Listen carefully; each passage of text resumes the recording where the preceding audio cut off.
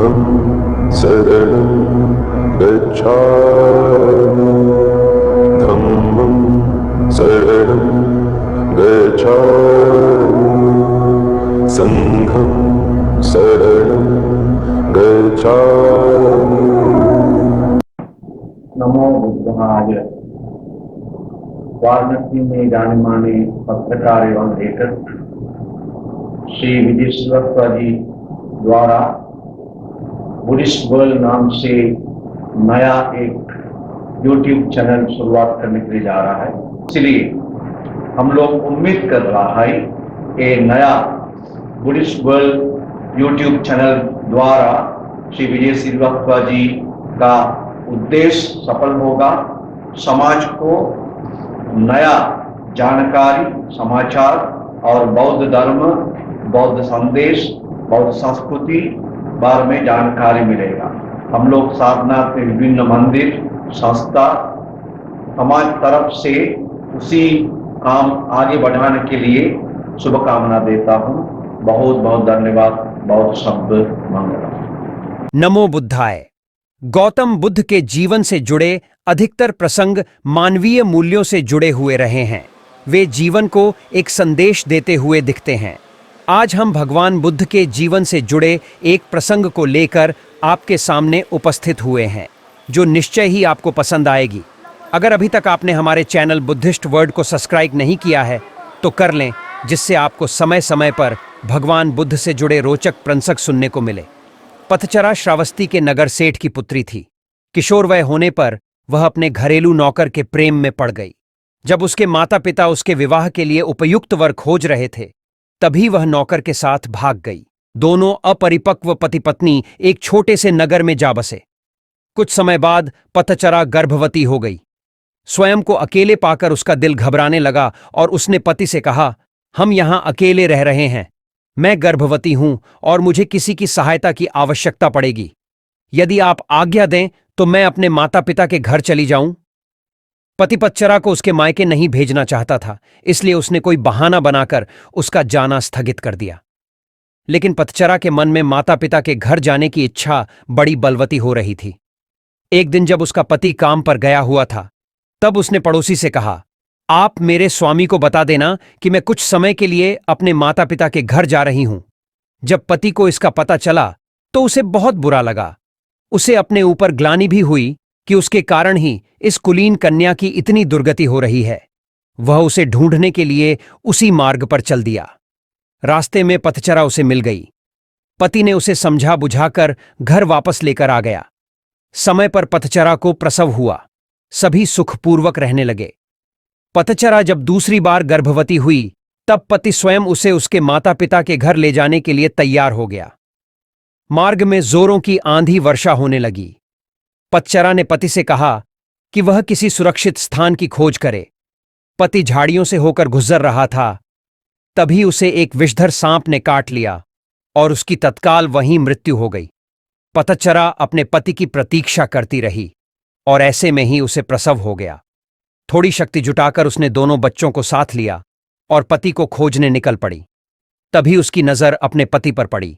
वह मर चुका था, जिसे देखकर वह फूट फूट कर रोने लगी। अब अपने माता पिता के सिवा उसका कोई न था। वह उनके नगर की ओर बढ़ चली। रास्ते में नदी पड़ती थी। उसने देखा कि दोनों बच्चों को साथ लेकर नदी पार करना कठिन था, इसलिए बड़े बच्चे को उसने एक किनारे पर बिठा दिया और दूसरे को छाती से चिपकाकर दूसरे किनारे को बढ़ चली। वहां पहुंचकर उसने छोटे बच्चे को कपड़े में लपेटकर झाड़ियों में रख दिया और बड़े बच्चे को लेने के लिए वापस नदी में उतर गई। नदी पार करते समय उसकी आंखें छोटे बच्चे पर ही लगी हुई थीं। उसने देखा कि एक बद्धा गिद्ध बच्चे पर झपटकर उसे ले जाने की चेष्टा कर रहा है। वह चीखी चिल्लाई, लेकिन कुछ नहीं हुआ। दूसरे किनारे पर बैठे बच्चे ने जब अपनी मां की चीख पुकार सुनी तो उसे लगा कि मां उसे बुला रही है। वह झटपट पानी में उतर गया और तेज बहाव में बहने लगा और देखते देखते ही आंखों से ओझल हो गया। छोटे बच्चे को गिद्ध ले उड़ा और बड़ा नदी में बह गया। उसका छोटा सा परिवार पूरा नष्ट हो गया। वह विलाप करती हुई अपने पिता के घर को चल दी। रास्ते में उसे अपने नगर का एक यात्री मिल गया, जिसने उसे बताया कि नगर सेठ का परिवार अर्थात उसके माता पिता और सभी भाई बहन कुछ समय पहले घर में आग लग जाने के कारण मर गए। यह सुनते ही पच्चरा पर दुखों का पहाड़ टूट पड़ा। उसे तन मन की कोई सुध न रही।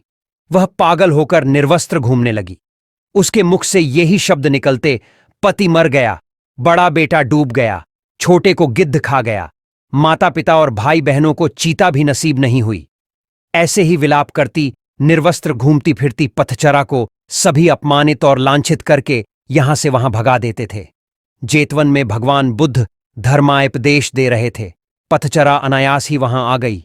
उपस्थितों ने कहा, अरे ये तो पागल है, इसे यहां से भगाओ। बुद्ध ने उन्हें रोकते हुए कहा, इसे मत रोको, मेरे पास आने दो। पथचरा जब बुद्ध के कुछ समीप आई तो बुद्ध ने उससे कहा, बेटी, अपनी चेतना को संभाल। भगवान को अपने समक्ष पाकर पथचरा को कुछ होश आया और अपनी नग्नता का बोध हो आया। किसी ने उसे चादर से ढांक दिया। वह फूट फूट कर रोने लगी।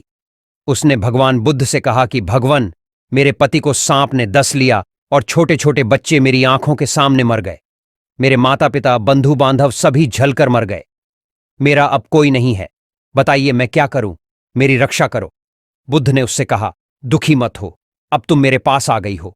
जिन परिजनों की मृत्यु के लिए तुम आंसू बहा रही हो, ऐसे ही अनंत आंसू तुम जन्म जन्मांतरों से बहाती आ रही हो। उनसे भरने के लिए तो महासमुद्र भी छोटे पड़ जाएंगे। तेरी रक्षा कोई नहीं कर सकता। जब मृत्यु आती है तो कोई परिजन आदि काम नहीं आते। यह सुनकर पतचरा का शोक कुछ कम हुआ। उसने बुद्ध से साधना की अनुमति मांगी। बुद्ध ने उसे अपने संघ में शरण दे दी। धर्म के परम स्रोत के इतने समीप रहकर पतचरा का दुख जाता रहा। वह नित्य ध्यान व ज्ञान की साधना में निपुण हो गई। एक दिन स्नान करते समय उसने देखा कि देह पर पहले डाला गया पानी कुछ दूर जाकर सूख गया, फिर दूसरी बार डाला गया पानी थोड़ी और दूर जाकर सूख गया, और तीसरी बार डाला गया पानी उससे भी आगे जाकर सूख गया। इस अत्यंत साधारण घटना में पच्चरा को समाधि का सूत्र मिल गया।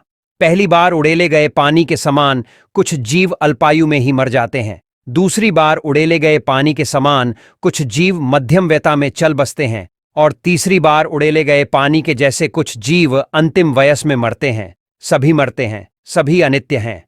ऐसे में पच्चरा को यह भान हुआ जैसे अनंत करुणावान प्रभु बुद्ध उससे कह रहे हैं, हाँ पता चरा, समस्त प्राणी मरण धर्मा हैं।